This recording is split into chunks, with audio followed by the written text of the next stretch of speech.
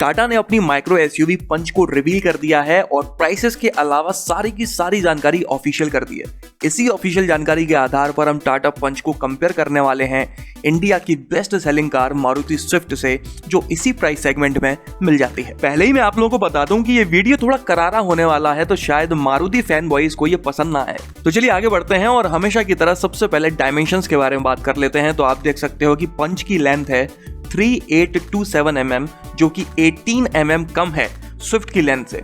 इसी तरह से पंच की विड्थ है 1742 mm, जो कि 7 mm ज्यादा है स्विफ्ट से। हाइट है 1615 mm, जो कि 85 mm ज्यादा है स्विफ्ट से। व्हील बेस है 2445 mm, जो कि 5 mm कम है स्विफ्ट के व्हील बेस से। इन ऑन पेपर डायमेंशंस के आधार पर आप देख सकते हो कि पंच स्विफ्ट से कम लंबी है, लेकिन ज्यादा चौड़ी भी है और ज्यादा ऊंची भी है, और व्हील बेस तो दोनों गाड़ियों का लगभग बराबर ही है। स्विफ्ट के कैबिन में कितनी स्पेस मिल जाती है ये मैं और आप बहुत अच्छी तरह से जानते हैं। बात करें टाटा पंच की, तो इसमें भी आपको स्विफ्ट बराबर ही कैबिन स्पेस मिलने वाली है। टाटा मोटर्स क्लेम भी करता है कि पंच में best in segment shoulder room दिया जाने वाला है। बात करें बूट स्पेस की, तो यहाँ पर बहुत बड़ा अंतर है। पंच में आपको 366 लीटर की बूट स्पेस मिल जाती है, जो कि 98 लीटर बड़ी है स्विफ्ट में मिलने वाली 268 लीटर की बूट स्पेस से।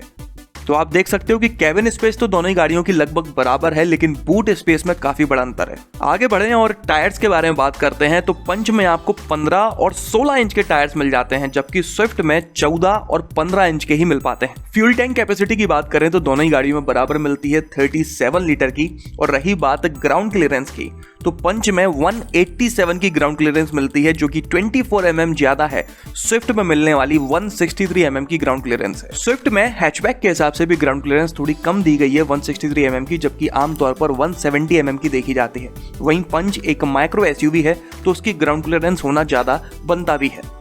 और यहाँ से एक बहुत बड़ा डिफरेंस पैदा होता है कि आमतौर पर इंडिया में आप चाहें या ना चाहें, लेकिन कभी ना कभी आपको हल्की फुल्की ऑफरोडिंग करनी पड़ ही जाती है। और उस समय पर अगर आपके पास कोई सेडान या फिर हैचबैक हो, तो उस ऑफरोडिंग वाले पार्ट को पार करना काफी मुश्किल हो जाता है। स्विफ्ट जैसी गाड़ी जिसकी ग्राउंड क्लियरेंस ही 163 mm की है, इस तरह की गाड़ी के साथ कोई भी हल्की फुल्की ऑफरोडिंग करने तक का सोचेगा भी नहीं। लेकिन पंच हल्की फुल्की ऑफरोडिंग बड़े आराम से कर सकती है, क्योंकि इसमें ग्राउंड क्लियरेंस काफी शानदार दी गई है। इसके अलावा इसका अप्रोच एंगल है 20.3 डिग्री का, डिपार्चर एंगल है 37.6 डिग्री और रैंप ओवर एंगल है 22.2 डिग्री का। तो आप देख सकते हो कि रास्ते में सड़क हो या ना हो, पंच में आप काफी आसानी से ट्रेवल कर सकते हो। कर्ब वेट मतलब कि गाड़ी के वजन के बारे में बात कर लेते हैं, तो स्विफ्ट का वजन है 875 टू 905 किलोग्राम, जो कि 125 से 130 किलोग्राम कम है।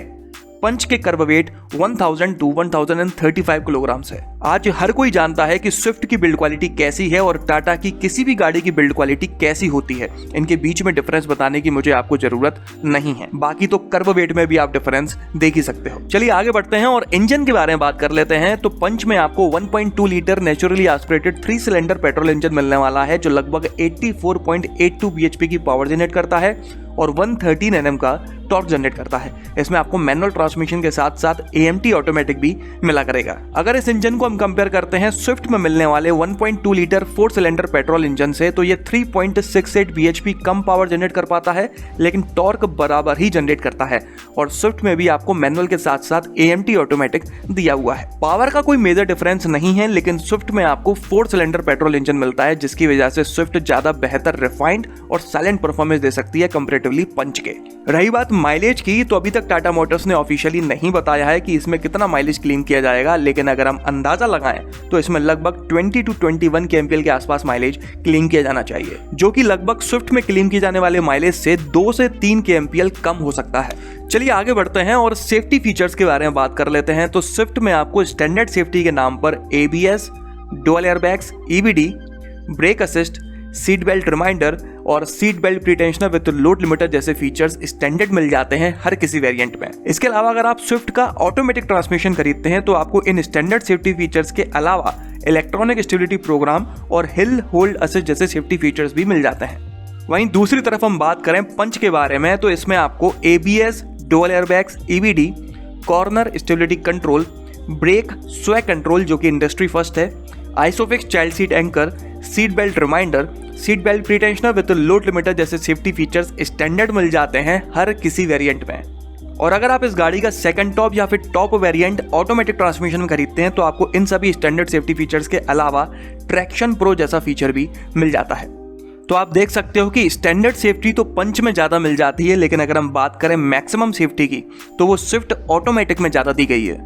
जिन लोगों को नहीं पता उनको मैं बता दूं कि इन्हीं सभी स्टैंडर्ड सेफ्टी फीचर्स के साथ में मारुति स्विफ्ट ने ग्लोबल एनसीएपी क्रैश टेस्ट में below average test rating 2 out of 5 stars की स्कोर की थी। वहीं दूसरी तरफ मैं आपको बता दूं कि टाटा की गाड़ियों ने आज तक जो सबसे कम स्कोर किया है वो स्कोर भी स्विफ्ट के स्कोर से डबल है।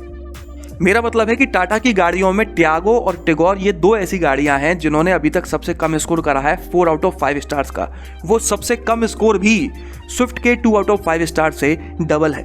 बाकी आप नेक्सॉन और अल्ट्रोस जैसी गाड़ियों का स्कोर तो जानते ही हो, 5 आउट ऑफ 5 स्टार्स, जो मारुति की आज तक किसी भी गाड़ी ने स्कोर नहीं किया है। चलिए आगे बढ़ते हैं और कंफर्ट एंड कन्वीनियंस के फीचर्स के बारे में बात कर लेते हैं। तो सबसे पहले मैं आपको उन फीचर्स के बारे में बता देता हूं जो आपको पंच में मिल जाते हैं लेकिन स्विफ्ट में नहीं मिल पाते। Rain sensing wipers, IRA connected car technology, 90 degree door opening, ये आप चाहे फीचर मानो या ना मानो लेकिन हाँ काफ़ी कन्वीनियंट हो जाता है अगर डोर काफ़ी ज़्यादा खुलें, खासकर उन लोगों के लिए जो एजेड हैं।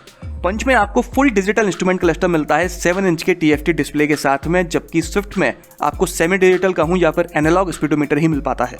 रियर सीट आर्म रेस्ट, पडल lamps, cooled glove box, fog lamps तो दोनों ही गाड़ियों में मिल जाते हैं, लेकिन पंच के फॉग लैंप्स में कॉर्नरिंग फंक्शन दिया गया है जो काफी काम का फीचर होता है। इसके अलावा पंच की सेकंड रो में फ्लैट फ्लोर दिया गया है जिसकी वजह से 3 लोग ज्यादा कंफर्टेबली बैठ सकते हैं। जो बीच वाला बंदा होता है वो अपने पैर कंफर्टेबली रख सकता है कंपेरेटिवली उस गाड़ी के जिसमें फ्लैट फ्लोर नहीं होता। इसके अलावा पंच में आपको इको और सिटी ड्राइविंग मोड्स मिल जाते हैं अपनी मनपसंद परफॉर्मेंस निकलवाने के लिए, लेकिन ऐसा कोई फीचर आपको स्विफ्ट में नहीं दिया हुआ है। तो ये थे वो सभी फीचर्स जो पंच में मिल जाते हैं लेकिन स्विफ्ट में नहीं मिल पाते। अब मैं बात कर लेता हूं उन फीचर्स के बारे में जो स्विफ्ट में मिल जाते हैं लेकिन पंच में नहीं दिए हुए हैं।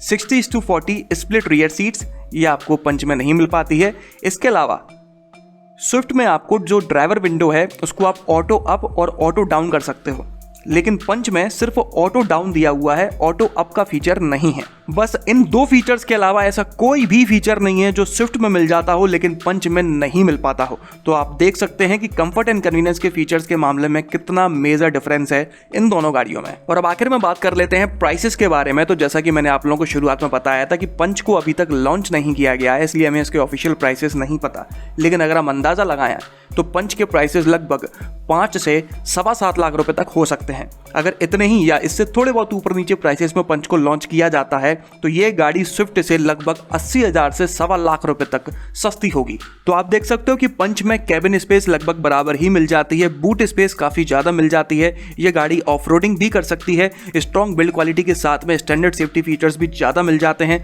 कंफर्ट एंड कन्वीनियंस के फीचर्स भी काफी ज्यादा दिए गए हैं और ये सब कुछ आपको कम प्राइसेस में भी मिल जाता है। वहीं दूसरी तरफ स्विफ्ट में आपको इंजन ज्यादा रिफाइंड, स्मूथ और साइलेंट मिल जाता है, ज्यादा माइलेज मिल जाता है और ऑटोमेटिक ट्रांसमिशन में ज्यादा सेफ्टी फीचर्स भी मिल जाते हैं। तो यहाँ से आप खुद अंदाजा लगा सकते हैं कि आने वाले दिनों में क्या होने वाला है। कमेंट कर मुझे जरूर बताइएगा कि पंच और स्विफ्ट में से आपको कौन सी ज्यादा बेहतर लगी। तो चलिए इस वीडियो में तो बस इतना ही। आपका दिन शुभ रहे। धन्यवाद।